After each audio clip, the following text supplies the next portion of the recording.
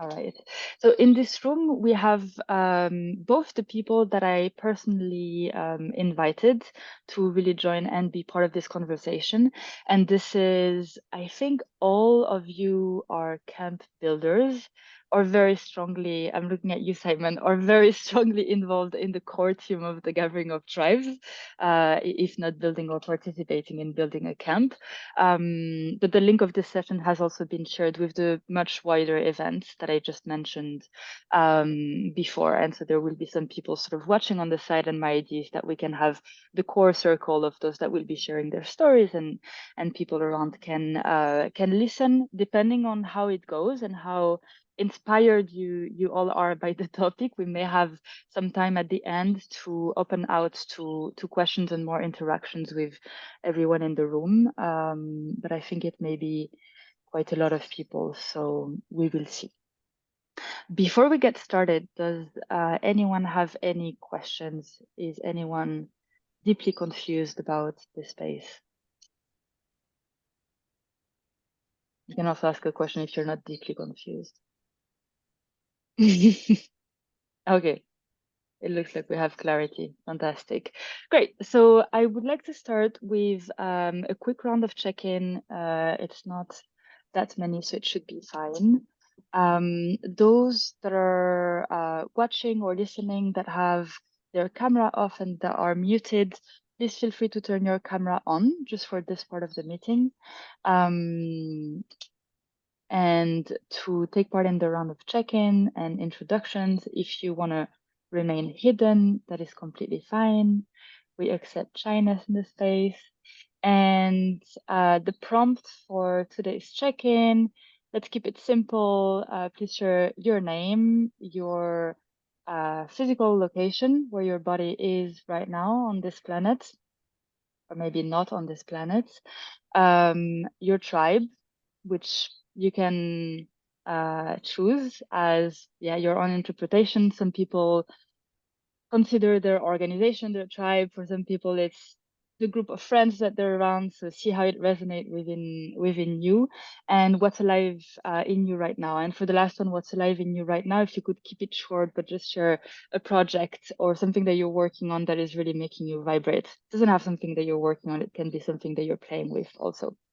I will call people out for practicality. So Joe, you happen to be the first on my screen. Right. Well, thank you. And hello, greetings all. I am currently a part of the canyons of the Southern California coastal bioregion here, very close to Hollywood, Los Angeles, and which means I am tuning in at the wee hours of 2:09 a.m. because I'm just a little bit mad. But I really wanted to participate with you all and thought I was going to be Europe bound already. But alas, I am here. So I'm glad to be part of this. I am the camp leader for the Think, Do, Be Nature Camp. And that comprised of the Institute of Relational Being, Bioleadership Project, Synergia Institute, and many others, many others, Garden Thinking, Concentric Leadership. And the idea of it, Audrey actually kind of helped co-create in a way because we wanted to bring together a lot of different organizations that are kind of in the think tank and educational space of regeneration. And there is a very intentional component of bringing in our more than human companions into this space and seeing how we can help contribute to the greater gathering of tribes, some awareness and camaraderie, companionship, and activation, of, if you will, of being with the rest of nature for this camp, for the whole of the Gathering of Tribes event, which is going to be very exciting to bring and share and explore with you all. And I suppose I can say that what is alive in me currently, in part, that has to do with these living systems, is the Institute of Relational Beings contribution and exploration into working with the multi-species community that we are a part of through the fellowship that is worldwide right now. with people on many different continents, and we're trying to apply an exploration of using our mycelial fungal companions as kind of inspiration for how we are navigating and operating as a community of fellows. And so I can share more about that later, but that's something I'm very interested in and just very curious about. And I'm looking forward to hearing more from all of you. So I will just wrap there. Thank you for, again, Audrey, having me be a part of this. And I don't know, thank you. Thank you so much, Joe. Joe, you next. Thanks. I got confused for a minute there. I am Joe as well, Petroni. I'm an architect. I work in the regenerative field. I've been working prior to that in the permaculture field. So they sort of organically evolved. I am at the confluence actually of 3 bioregions, which is an interesting place in the south of France. We call it Occitanie. And somebody was saying the elderberries and the elderflowers in bloom. Likewise, here is gorgeous. I am currently working with the tribe here locally, which is a new thing for me because I've been working globally and remote for a long while. And anchoring back into place is beautiful on a tiny Listen to Your Land project for the new community event space that we're going to have here in the tiny village, which links to the project that I'm working on right now, which is regenerative patterns. We're trying to figure out what the patterns of regeneration are for building and making new places. And so we're working with finding these patterns and testing them out and questioning our places through these lenses in order to unlock the potential of the regenerative potential of places. I'm really enthusiastic about it, and it's lovely to be here and talking about living systems, because that's the main focus of it, isn't it? Thank you so much, Joe. I'll hand it out. I realized I was very ambitious with my check-in, and I think the last question actually really touches onto the conversation that I really want us to have in a group. So let's reduce the check-in to our name, our location, and just our tribe. Thank you. And then we'll dive into the living systems part of it, if that's okay. Thank you. Simon, you're next. Thank you. My name is Simon Grant. I'm currently in Belgium, going to England on Thursday, and I'm potentially with any number of tribes, or any or none. I'm not sure, but gathering of tribes will do for the moment. Thanks. Thank you. Dylan. Hello, thank you, Audrey. I'm currently in Vietnam, just being a tourist, hiking and sweating it out. And I'm representing Eternal Forest as a camp curator. Just recently taken on this role and very excited, as I generally work with forestry anyway. Yeah. Thank you. Hendrik. Yo, good morning from Areia Branca, Portugal. I'm at the Atlantic coast, 3.5 hours away from where the venue is, but more closer to Lisbon. Tribe is Evolute 6, mostly for the gathering of tribes. I'm also bringing Portugal's ecstatic dance tribe to the gathering in some form. And the last one is art of hosting, complexity facilitation, warm data, that kind of work, weaving over to tech. I think those are the 3 tribes that I'm in groups that I'm bringing over. Yeah, check. Over back to you, Audrey. Jeremy. What's up, nerds? I'm Jeremy. I'm calling from the Atlantic coastal woodland bioregion here in Amsterdam. tribes. And I hang out with these nerds. I've walked around with all those nerds in the GRC. And I hang out with a bunch of token nerds in the context of regenerative finance. So those are my scene. That's where the vibe is. Anybody else? Thanks, Jeremy. Mark. Hi, good morning, everyone. I'm in Somerset, in southwest England. I'm on the edge of the Vale of Avalon near Glastonbury.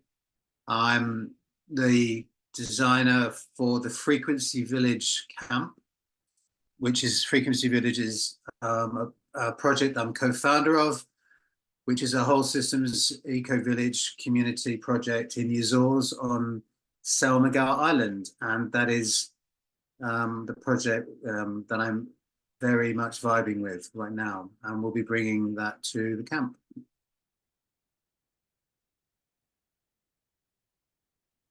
Great, thank you so much. I'm gonna leave it here for the check-in. Actually, sorry, Otman, just seeing you, you're also a camp leader, if I'm not mistaken, officially as of this week. Maybe you wanna introduce yourself and your camp also. Hello, can you hear me? Yeah, okay. I am Ajman Wagdi in Mohammedia, Morocco, and I am the initiator of the project Garden Generator. And officially, since yesterday, a few days, I'm decided to build a camp at the Gathering of Tribes. Thank you so much, Otman. Okay, so we'll leave it here with the intros. I know there is a lot of other beautiful, fascinating people in the room. I see you. If you can put your links, a message, the name of your tribes in the comments in the chat section, that would be great. And let's keep the conversation flowing in the chat. So that we can get into the very juicy, exciting bits of this conversation, which, as I mentioned before, was around living systems design and how to manage complexity, basically, in the work we do and in our lives. So just as a little summary, I would really like to have this conversation first flowing between the camp builders. We have Joe here with Institute of Relational Being based in the States, Dylan, who's working a lot with agroforestry in Vietnam. Hendrik is our chief complexity master in the room. Simon has been, I guess, doing everything relating to facilitation and complexity for years. Joe brings in the architecture and design, real design side. Jeremy, super excited to have you with the regen finance and blockchain and more tech side of things. Otman, I think you bring the really hands-on grassroots approach from North Africa. And Mark, super excited to hear your take on this really holistic design at eco-village level. So that's quite interesting, diverse room already, and I'm really excited about the fact that for me it really mimics what's going to happen at the Gathering of Tribes in September. So I just want to open the circle and let's see what who wants to jump in first with one question, which is intentionally very open, which is what has it meant for you right now with the projects and the tribes that you mentioned to work with living complex systems in your context? Meaning, how have you really changed the way that you approach work and planning and structure and creating scaffoldings to take into account that we work with living systems, there's humans involved, and how have you sort of integrated this idea of complexity within your work? If we could start with a roundtable, just with a few specific examples of what that has meant for you, or actually you can make it also abstract if that's what makes sense, and then it will flow from there. And welcome back, Victor, to the conversation. Don't be shy, please. I know you all have a lot of examples.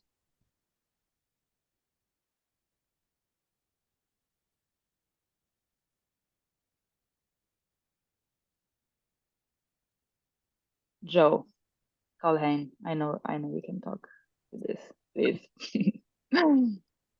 Okay. Hmm. Well, okay, so I maybe will expand upon the thing I mentioned briefly in my intro. So the Institute of Relational Being is a relatively newly formed organization that is a continuation of the explorations had by myself and many, many others at Schumacher College in Devon, England. And the master's I did was engaged ecology. But the beautiful thing about the kind of living systems ethos of the college Head, Hands, and Heart involved cross-disciplinary explorations throughout the learning with the regenerative economics, ecological design thinking, mind, movement, ecology, and many others, poetics of imagination, etc. And why I bring that up is because we tried to come from a space outside of the business as usual kind of global north paradigms of how to learn in a more holistic way. And through that, a lot of ideas were played with. And one of those that we kept coming back to, which I feel is really happening a lot in the regenerative space in general, is embracing the mushrooms and mycelial networks and how they flow and work with the soil and trees and plants and between them themselves as well. And so we are designing and implementing a fellowship and also an exploration through this camp to expand upon an exploration of how it might look to work with that model of the systems of being a part of a network of humans, but also organizations, and what it might look like for one human, in the case of the fellowship, one fellow to be like a fruiting body that is above the soil, and have all of the other fellows be the facilitator and flow of nutrients and resources and support underneath the soil, and allow for that fruiting body to be the one that kind of gets the exposure of the sun and rain and the air and the beautiful surroundings that the others kind of step back and allow that to be the flowing system. And likewise with the many organizations that are now a part of the Think Do Be Nature Camp, what we're hoping to do down the way after the camp and leading up to is design a more long-term, probably multi-year exploration of the living systems design that is inspired by the mushrooms and these mycelial networks, to do the same with organizations and to see what it might look like, for example, the bioleadership project to be that fruiting body for perhaps one full season, and for all of the other organizations to say, how can we help you? How can we resource you? What might you need right now? And how can we lift you up and amplify your work and your message and support you? Because we see that, you know, these old competition-based systems aren't necessarily serving us. And so what will it look like to play together in this more nutrient sharing way and resource way together? And I could expand more on that, but I will just resist because I do like to imagine into it more and more. But admittedly, my brain is actually moving a little slowly here at 2:25 a.m. for me. But yeah, it's a very beautiful and exciting exploration, and I look forward again to expanding on it with you all and knowing just that when we're at the camps, the greater tribe together, gathering of tribes, that we can share more of that, and we welcome people to play with these metaphors and these ideas of the living systems of these incredible beings, our fungi, you know, companions who just do this and have helped, like, literally allow rain to be and the nutrients to pass between these plants in the soil and allow for this rich abundance of biodiversity and life to flourish. And I think that that is an incredible, exciting, beautiful, you know, beings that we can learn from and try and be more like mushrooms a little bit. So I'll just leave it there. Thank you, Yeah. Joe. Thank you so much. By the way, Victor is doing it, and I didn't mention, but do raise your hands whenever you wanna you want to react or share, and I will start the queue. Victor, go for it. Thank you. Thanks so much. It's I really wanted to jump in to connect with that because I love the metaphor. Actually, I just had the realization in the last few days that the gathering is a kind of a fruiting body of the mushroom, of the mycelium that we're building. And where I'm really coming to with what does doing things regeneratively mean? It means you need to do it at all levels. The inner work, the teamwork, what your project does in the world, but also working ecosystemically and having some of awareness, what contributing to the ecosystem, what you're getting from the ecosystem. And this is exactly why we're doing the gathering, is to try and build this mycelium. We cannot really support the projects, but we can help the flow of information, of needs and offers to increase the amount of support ongoing in the ecosystem. And by the way, the lady I was talking to now is a perfect example. She is working on soil health in Poland. She has built a network of 60,000 farmers interested in working more effectively. And of course, she doesn't sell them regenerative agriculture. She sells them how to not destroy your soil and not go bankrupt, because that's what responds to farmers, but selling regenerative practices. And so here I am talking to her, inviting her to the gathering. She's really interested in our format. We want to share our format. She also wants to do events. So there is people like us that are ecosystem builders, and really we're all here trying to boot up this ecosystem as a whole. But I think it's also necessary for everybody, even doing a small project, to do a little bit of a reach out, even if it's just writing a blog about what you're doing, what you're succeeding, what you're failing, having conversations with other people. To be regenerative, you need to be doing some interconnection work, putting things from the mycelium and taking things from the mycelium. Thank you so much, Victor. Hendrik.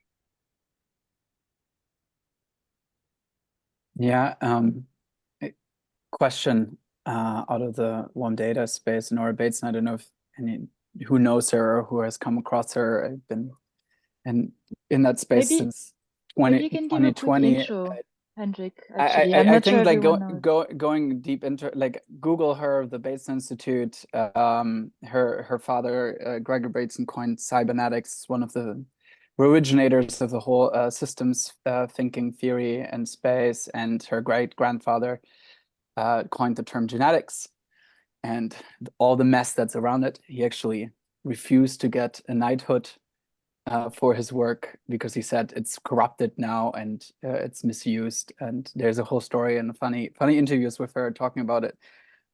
But she really is in the rigor. And one of the core questions in that space that in the training tends to be like the first question is, how do we change the system if we are in the system and we are the system?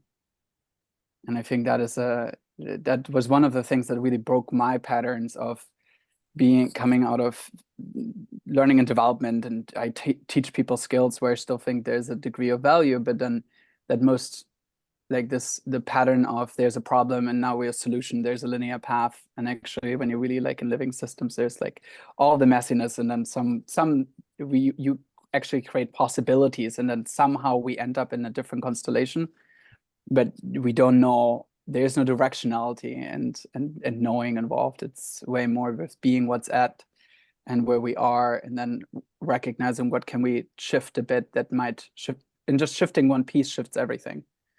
And I love that permaculture was mentioned. I think that is where there's a lot of recognition with the patterns and principles in permaculture and systems thinking and complexity. There's something in the patternings around being really present, which I enjoy around the regen space, is that the spirituality comes in, because when you go in mythical schools, they have different language, but for me, it's always describing very similar patterning about getting present, see what is, and then take a step and being conscious about the step I take. And I in that regard, for example, I highly challenge the language around let's be like. I think because in the moment I say, let's be like nature, let's be like mushrooms, I create a separation linguistically that I'm trying to get away of. And actually it's like, I am mushrooms. Interesting, I chose this shirt today. I am nature. I am the system. I have a weird human experience that has applied consciousness on this. And then through that observation, I create linguistic separation. And I think that is often the starting point already of like, because then in the moment I say, let's be like it, there's an assumption construction underneath that I am not.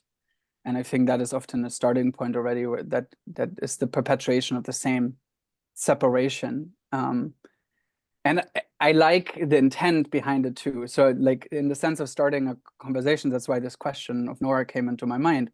I am the mushroom and I am the Buddhist teaching talk about the same thing. So if I come from that place, how do I start engaging with my life, with the work I do, and how do we start playing with each other if I actually say I am you and you and me, while we're also very unique and different? And so that's one nugget. And the other one I think is interesting, and that is something where I work with Graham Boyd's work around Evolute 6, around creating new organizational legal structures and economic structures. And Dave Snowden's work around complexity. And one big thing there is that if we really want to get in coherence in complex, diverse systems, we need to stop trying to create cohesion. Meaning we need to have the same principles, we need to have the same values, we need to be like on the same path. It's actually like, how do we create on a more meta level, economic higher level systems where we can completely dislike each other personally, have a different set of values, but we move towards a way of being in the world that actually allows us all to stay alive as a species and the species around us to stay alive and flourish. But I can have a very different religious belief or understanding and value system than you, but we still move towards the same direction. How can we create that? And yeah, so that is something that intrigued me a lot, because I think diversity is a core principle of any living system approach. And that means there is a degree competition or more competition and difference, but on a bigger wholeness level, we're moving towards we keep lifing. And I even would challenge the assumption that this is not already happening. But these are things I'm sitting with that has really broke my work and how I'm looking at the living system approach, and just to like bring some peace on letting the conversation flow. Thank you so much, Hendrik. Yeah, there's a lot to be said, I think, but Dylan, I know you were raising your hand. When Hendrik said, I am mushroom specifically, you raised your hand. Actually, it was more in reaction to also, Hendrik, everything you said, fantastic, man. But more in relation to changing our vocabulary. And I guess I have a background in writing and literature as well. So when I started studying a little bit of indigenous culture, and especially this book, Braiding Sweetgrass. I don't know how many people here have read it, but there is a part that mentions basically their vocabulary and how they relate to where they are and who they are at that point in time. So for example, instead of saying, you know, I'm in the forest, they say I am the forest at this point in time. And so I think this really kind of changes our whole mindset to who we are, depending on where we are and how we relate to that in a context, in becoming really the adaptable being with a place, and then within that, like how that can change our whole kind of brain structure or our mind structure, and remove maybe certain barriers of possibilities.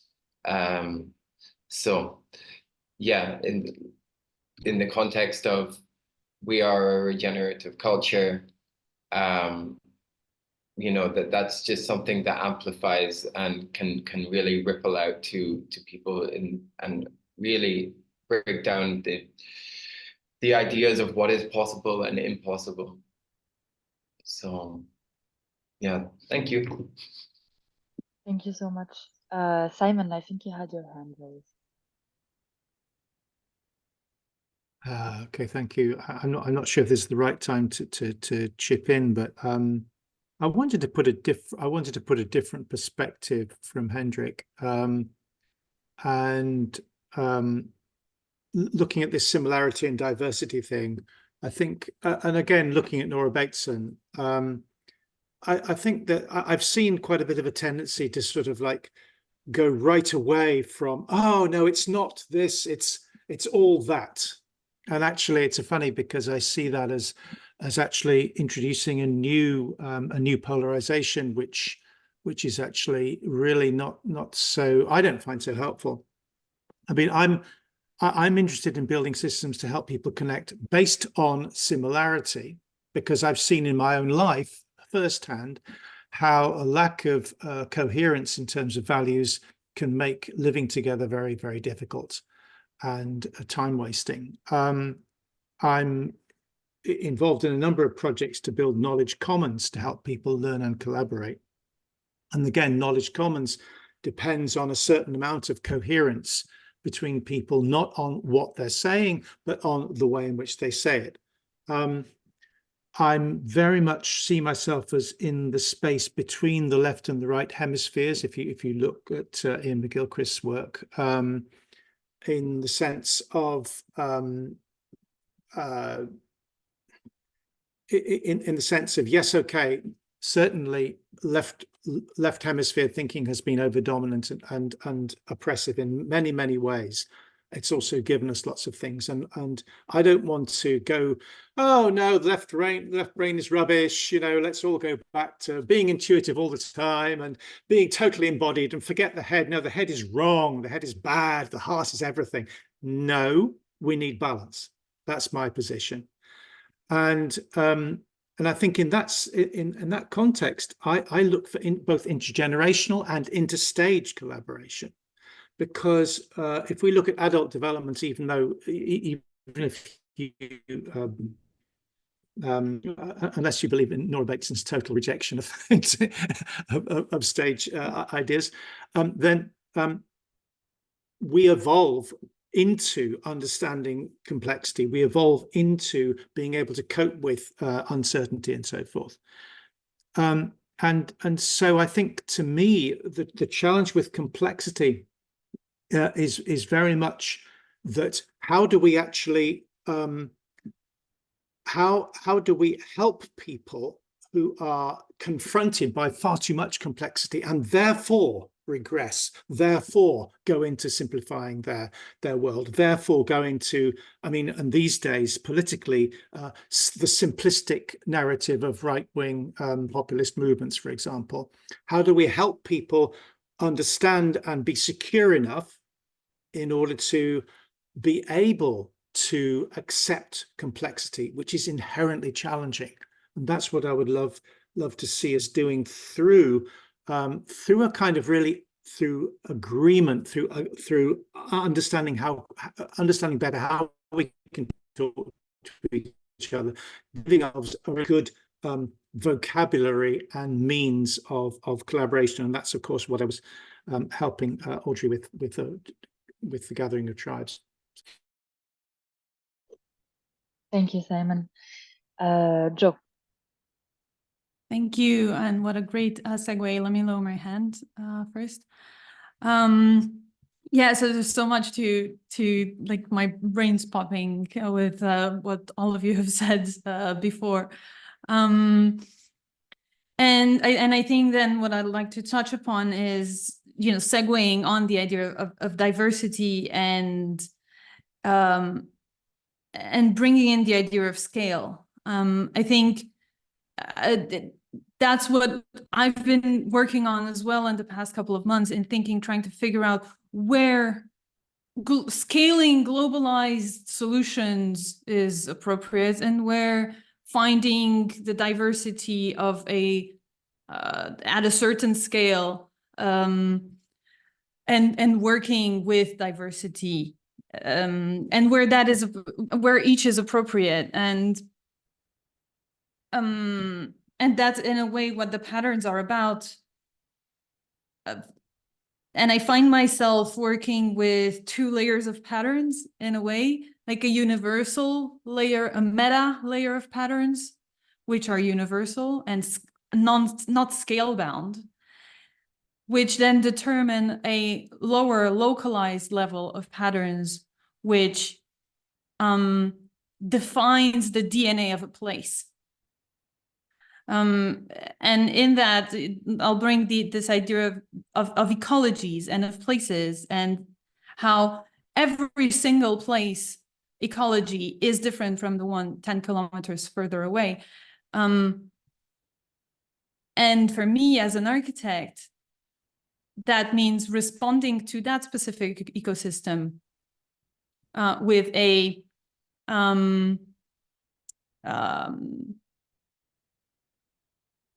with an element that communicates between humans and the ecosystem, right? Because that's what our buildings are. They're more or less static elements that help us mediate our body with the environment. So that means understanding that environment in order to mediate it well, to mediate it better. And so if we're considering each ecosystem and each environment as exactly the same as the one next door, we get this wave now of making passive, inert buildings that do they mediate the exact same way wherever you find yourself, and so it negates this diversity. And I'll stop here and let Otman go away. Thank you so much, Jo. I've asked a question for you in the chat. Super curious about how you move between the levels. Yeah, Otman. Thank you. I was start by asking a question: what is a living system? A living system is us, for example, a human being, a family, a village, a region, a state, yeah, it can go on, an ecological system. And the more complex it gets, we need what I wrote last time. We need management of intelligent management of complexity. And for that, we have natural intelligence, which is, for example, our brains, our natural intelligence. And then we have developed semi-natural intelligences, our social codes. And then we go, it gets complicated a little bit, and then we move to semi-artificial intelligence systems, which are, for example, bureaucracies. And then we tend to go further with digital codes, and yes, which means the more complex it gets, we need complex systems to manage those. Yeah. I don't know if I have brought the idea. It's a little bit complicated. Is it complex or complicated? It is complex. Thank you. It's very Jeremy. complex. Yeah, what's up, nerds? Where to start?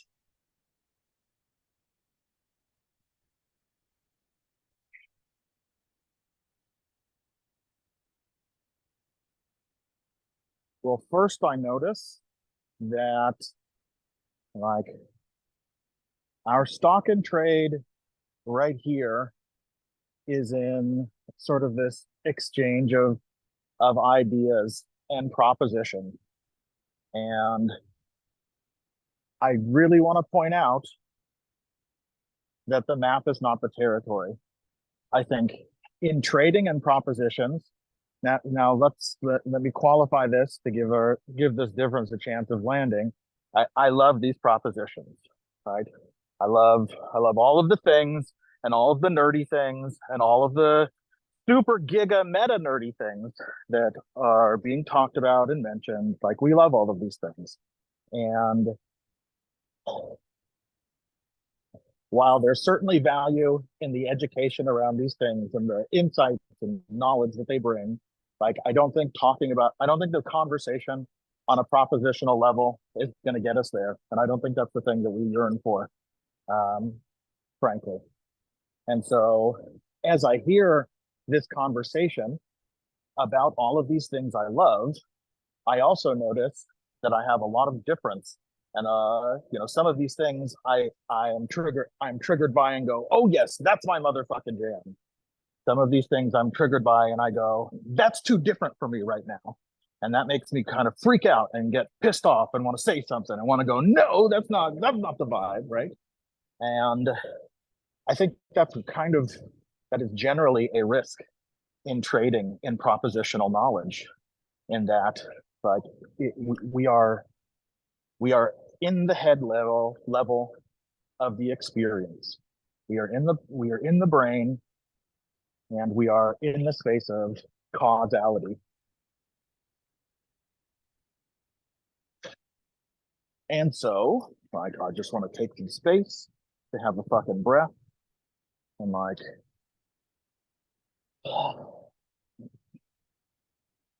experience some spaciousness with you nerds that isn't so full of ideas and just helps us settle into, oh, okay, this is us, huh? And so I might invite you to do what I'm doing. And I'm just scrolling around, looking at faces. What's up, Nika? Hi, Mark. How you doing, Elisa? Good to see you again, Hendrik. Excellent shirt choice. Hi, Simon. Otmana, Joe, Dylan, Audrey, Victor. All these names with no faces attached. All good. Everybody has bandwidth challenges.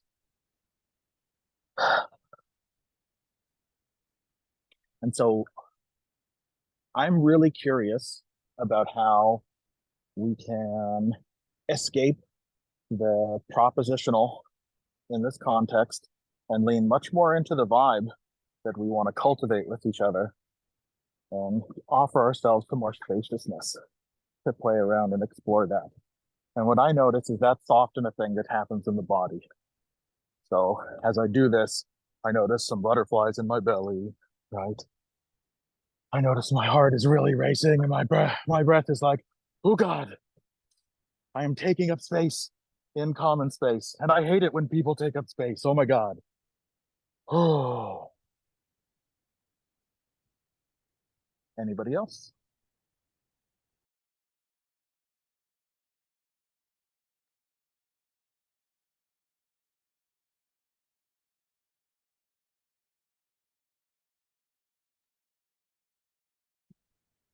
Yeah, I'll go. Yeah, Audrey, you had your hand up. I'm going to give it a different angle. Audrey, you mentioned at the start, you were interested to hear my take on a holistic vision. My work is design, but I work at the level of the subtle biofield. So I work with harmonics and sound, and we've been talking about living systems. And I think there's an opportunity to be able to connect the different tribes and work at the level of the biofield and harmonics. Now that Joe is talking about a couple of you talked about the mycelium networks, and I think we have a network of camps within the forest. I think it could be an amazing opportunity to do an experiment with each of the camps and frequency and sound. At the moment, I know that the Schumacher work is very much to do with feeling. I think it's feeling, heart and hands. You have to correct me, Joe. But in terms of feeling, the way we connect, a lot of my work is about connecting biofields, utilizing harmonics. And there's there's something which we'll be doing in our camp, where we are actually able to connect the ecosystem, the living system of the trees into architecture, and we'll be showing how to do that in one of our workshops, where everything, whether it's a tree or whether it's a new piece of architecture or a human, has this living system, the DNA we've been talking about. And I think that there's an opportunity to be able to go into that within the forest and to actually to listen to the trees, to talk to the trees, and to be able to see how it's very, very simple for us to connect with that living system of the trees. And there's that new plant tech which can produce the music of the plants, but I think that there's, you know, we as a group can do that and really show how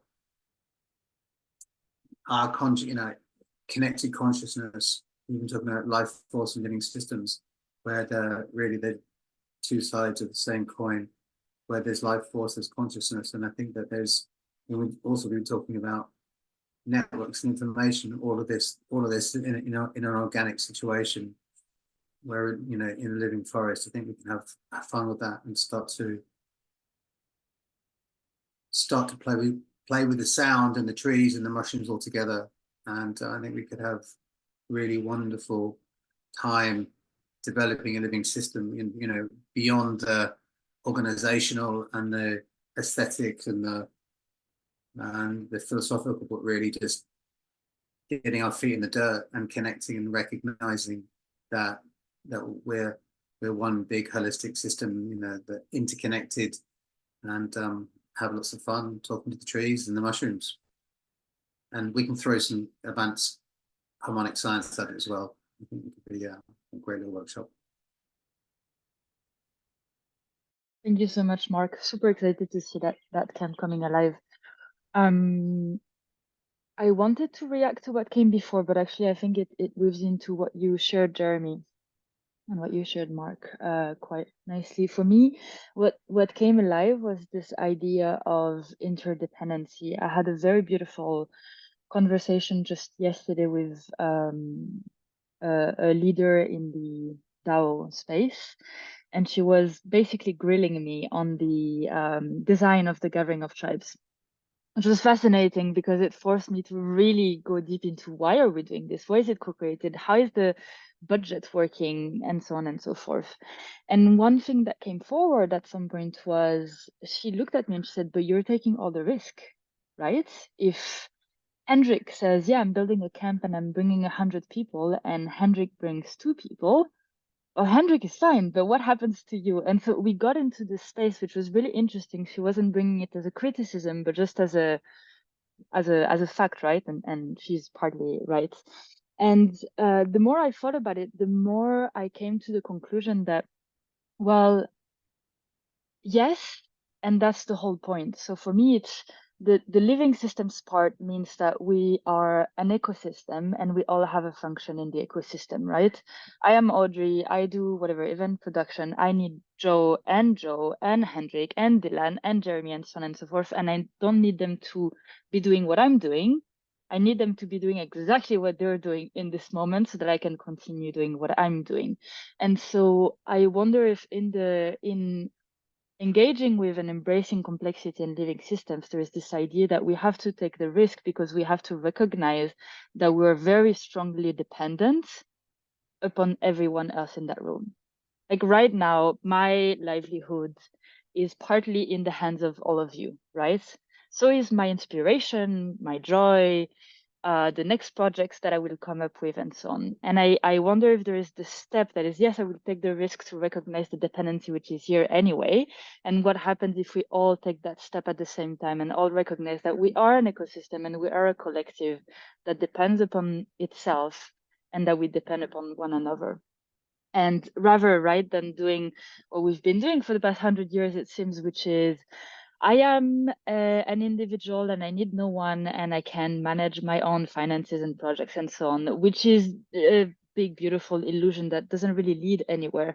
However, I feel like there is this jump that we all need to make that maybe is a bit underestimated. And the yes, I will step into the collective, and yes, I will recognize the very strong dependency I have on Hendrik bringing 100 people to the gathering. I'm joking, Hendrik, but but you know, upon all of us doing this, and so in how we're doing this with the gathering, for me, there is really this element of, yeah, we're jumping into the space, right? Because we're just inviting people to build camps, and then whether it happens or not is kind of out of my hands, right? But there is this attempt at recognizing that no, I am not in control of all of this, which I link in a lot with what complexity science brings in, right? In terms of, yeah, you just don't have control over all of this.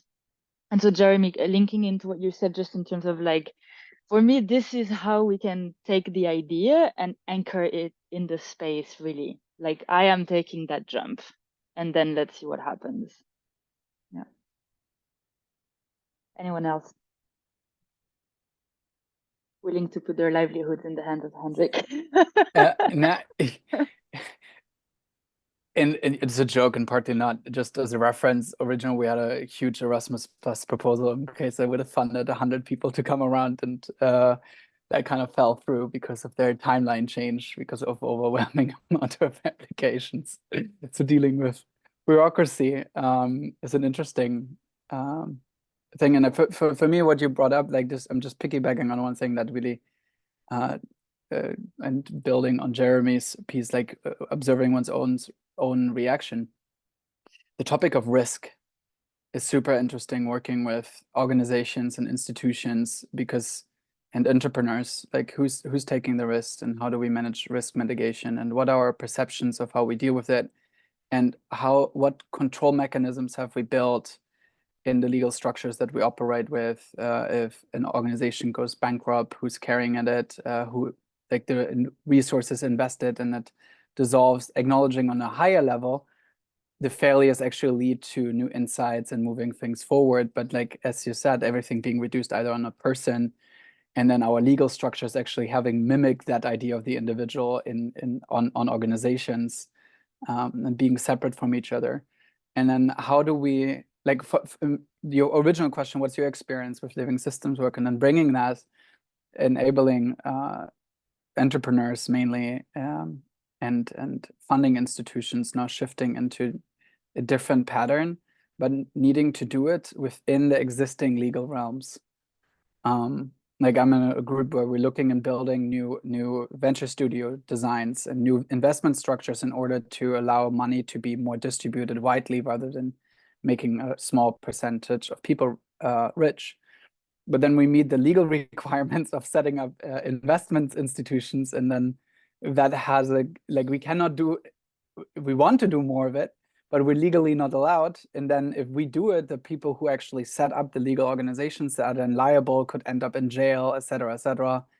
All the stuff that's in the Web3 DAO space, in the crypto space, with the EU having changed their legal requirements, or some other countries, all of a sudden you're in risk of losing your livelihood. So how do you navigate pushing things forward and allowing it to shift in a world that is not, like, in parts ready for it, and where can we do things and we're not? So that has been for me personally, family system, friends, and a lot of inner reflection to find the trust within, to lean into some experiments that feel a bit wider, and acknowledging that there is a lot of privilege in the regen space, in my experience, around us doing these experiments, because we have the bandwidth to not have to deal with earning money just to survive, or having being traumatized through war experiences, that we don't have the physical experiences to actually have the bandwidth to experiment or lean out. So it's an interesting place to sit in. For me, it has been a journey of observing privilege, but then also risk taking. How much am I willing to lean into this if it doesn't work in the system? So going a bit with more the personal experience, being in that space and finding paths forward. And how do we deal with risk, and how is risk understood, and actually understanding that risk could be understood very differently. And then I'll pass on to Jeremy and then Joe, but just to say, how do we accept the risk, but how do we understand that being dependent upon an ecosystem is risky, but also reduces risk, right? So it's this beautiful for me paradox that needs to be held, no? Jeremy? Oh wow, so beautiful. I Yeah, was like, where are you? yeah. This is Beautiful, beautiful, nice. Amsterdam. So touch some trees. Get outside today, nerds. Sip. Gotta make sure my dog doesn't fall off this bridge. Yeah. So there's a lot of ideas that I have right now. Institutions and assemblages and collaborative networks and like my opinions about I don't think the work is within organizations, but I think it's across organizations. So how might we create a new protocol for what effectively looks like flocking in terms of collaborative blah blah blah. And for sure the questions around risk and around things not working out and putting yourself out there are definitely super salient there. So to talk my project and show my shit, Regions Unite has organized at this point 20 different gatherings, from week-long hackathons to mostly 2-day unconferences. I actually counted, we're at like 6 continents, crazily. Like I don't understand how that even happened.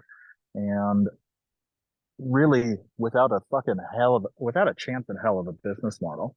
So pointing to both the scarcity dynamics that exist in the space, but also the possibility that and yet we continue, like, nobody's really gotten paid. Nobody's earning livelihood from this project, and still a lot of shit happens. So there's a beautiful sparkle, that is possible there, that if we can pay less attention to the necessities of a capitalist structure that wants to turn everything into a transaction and wants to create the sense of scarcity that doesn't exist. Sit. I gotta get my dog to stop jumping on this dude. This is what I need everybody. Tiny tangent. So yeah, just shit like that. Anyway, I got opinions. I would once more invite you to take note of the response, the like or dislike meter around around opinions, especially the dislike meter. That stuff is very interesting and super juicy. If we can just get to the sensation. All right, anybody else? I think Jo has her hand up, and I've just invited in the chat, but here as well, Alisa and Nika, if you want to join in, please do raise your hand. And also welcome to Anya, who is also a camp builder in the gathering, and who's just joining us now. Jo? Yes, well, what to say? I'll talk about risk, and Moloch appeared in my mind. Let me mention something that's a bit tangent from yesterday, a thought of mine. Everybody's talking now about scope 3 emissions, and we're not talking about scope 3 impact or relationship or the real regenerative or degenerative impact of every consumption that you make, every sourcing that you make, and it is exactly about Moloch. Moloch is represents our inability to see beyond the A leads to B. And once we do understand that there's a beyond A to B to C, and it's all a vast interconnected web of butterfly effects, you do relinquish control, because there is no way in hell we can manage all that data. And I think this is the point where we are right now as a civilization, is the breaking of this dualistic notion of us versus nature. Nature is an object that we're measuring, and as soon as we'll have enough computational capacity will be finally able to control it. Ooh. And it's not, and yes, thank you. And it's not easy to explain. I have a very, very good friend. They're fantastic. They are so deeply embedded in this notion that every conversation we have reaches this point, and there's sort of no way around it. There's like, it's a paradigm, and it's undebatable from a point onward. Okay, I tangented way off, but so I'll leave it here. I can see the reaction, so please go ahead. Take it away. Dylan. Me? Yeah. I mean, I think it's really a process of preparing for the space for failure, in that you can create an environment where your organization is robust, as in you have the right people there who are able to kind of, let's say, mitigate as much damage limitation as possible, while at the same time, you know, kind of being able to mentally and emotionally prepare for the fact that maybe failure somewhere along the line is inevitable, and that actually, you know, it's that coming short is really only a lesson and a gap that creates a void for something else to fill in. So yeah, not necessarily trying to control that, and also fearing that something terrible is going to come out of it, but kind of releasing that, and yeah, just going forward with what we have, with the resources that are around us, because yeah, the fear only takes up space, which is unnecessary.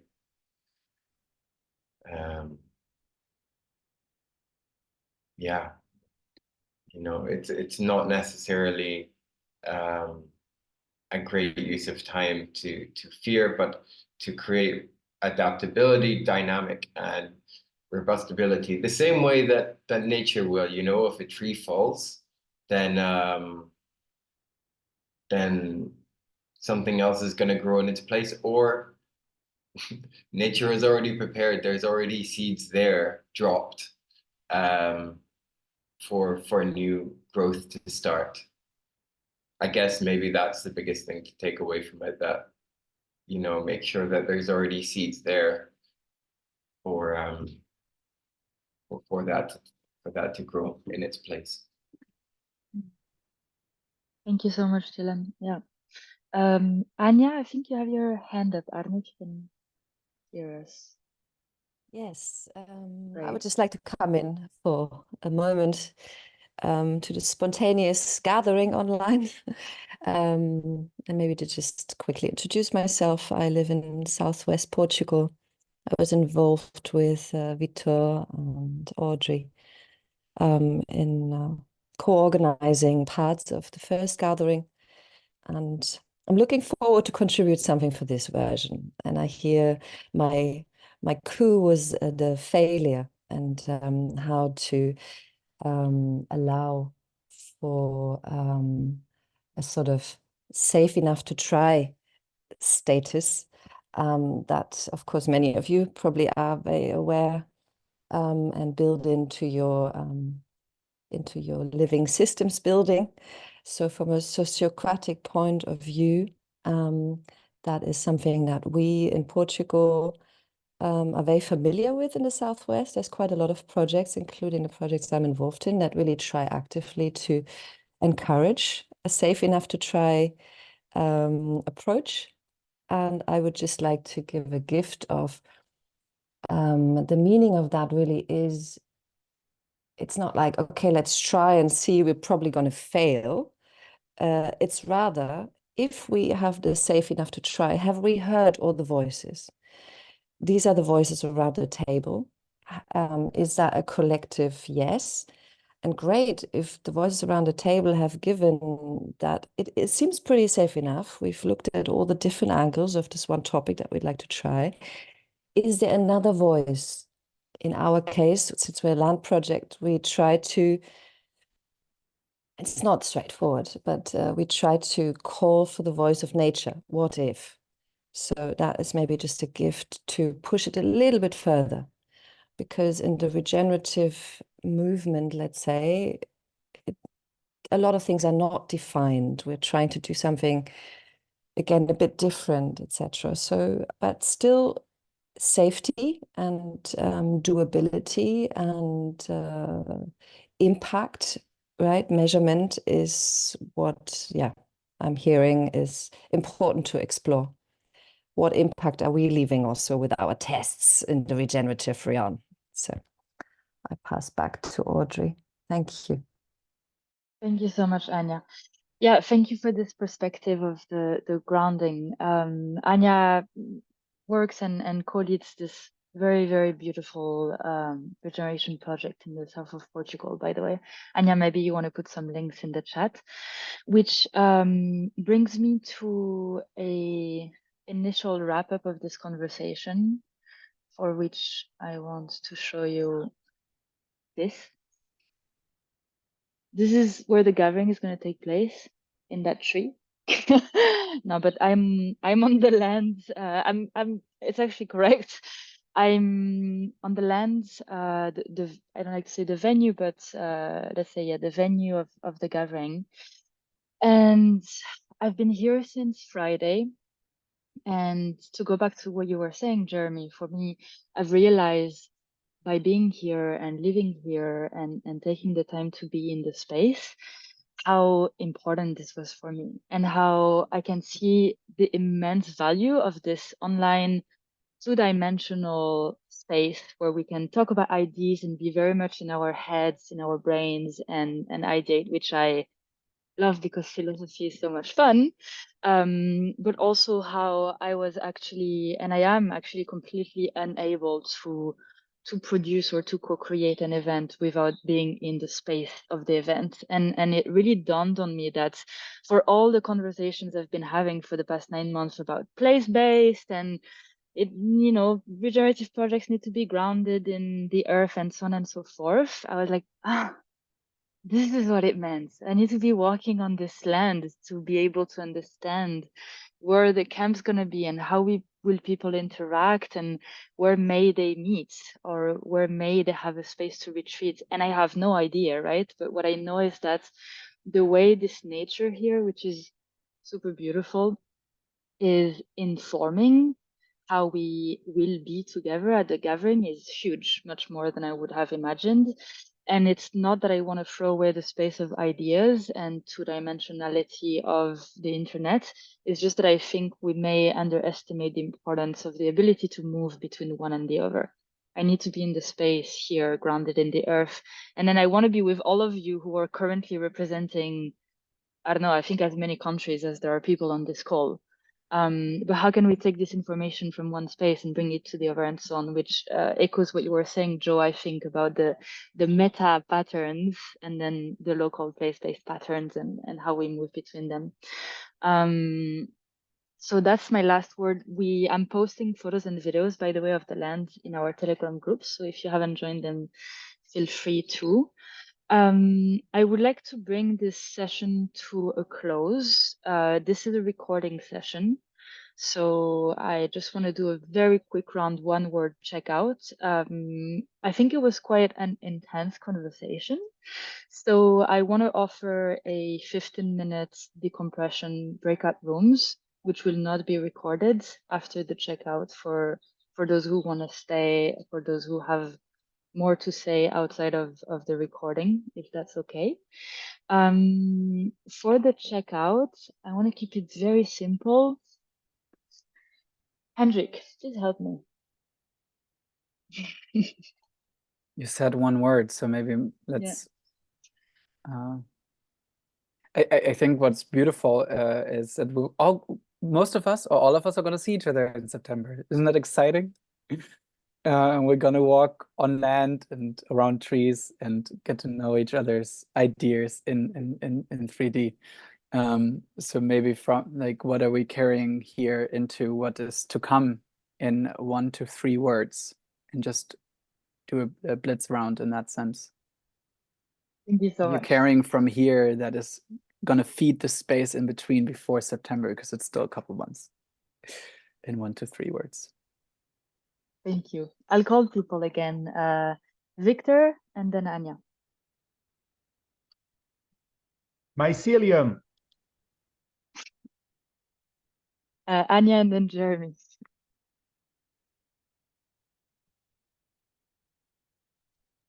Hello. Yeah. Interrogation of possibilities, and therefore maybe failures. I pass to Mark.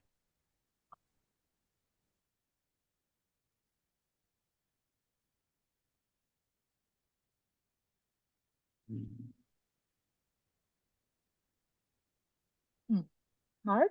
Life. Yeah, I'm here. Yeah, I'm on. Sorry, I just dropped out. I'm going to say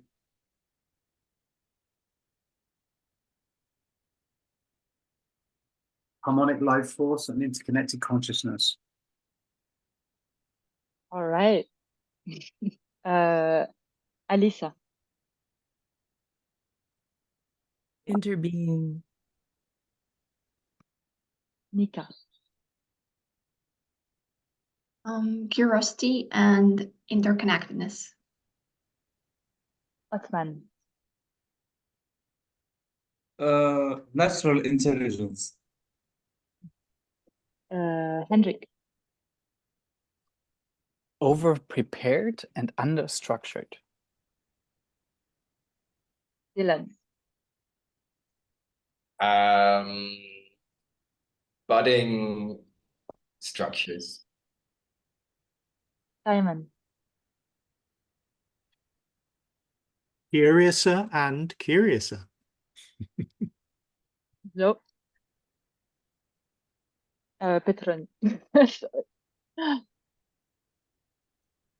The slightly intangible and definitely hard to put into a deliverable. Joe. Colleen. Sacred and profane collaborations. And myself. So much. Collective and dialogue. So I will stop recording. I got Oh, I'm vibes. sorry. No, it's Sorry. okay. That's all right. missed you. Don't I can take care of myself, Audrey. Thank you. It's all right. Thank you. You don't I'm a big kid. Oh, it's okay. Practicality, intention, embodiment, vibes, playfulness, curiosity, color, creativity, tickles, hugs, and lots of snuggles. Anybody else? I just want to put emphasis on the tickles. Thank you. Okay, I will stop recording unless anyone has something very important to say for those people who will be watching us. A huge thank you to all of you. As I said, I will be here for another 10 to 15 minutes if you want to decompress or have a breakout. But thank you so much for your time and your presence and your honest sharing from the heart and from the mind. And very much looking forward to seeing you all very soon in September at the gathering.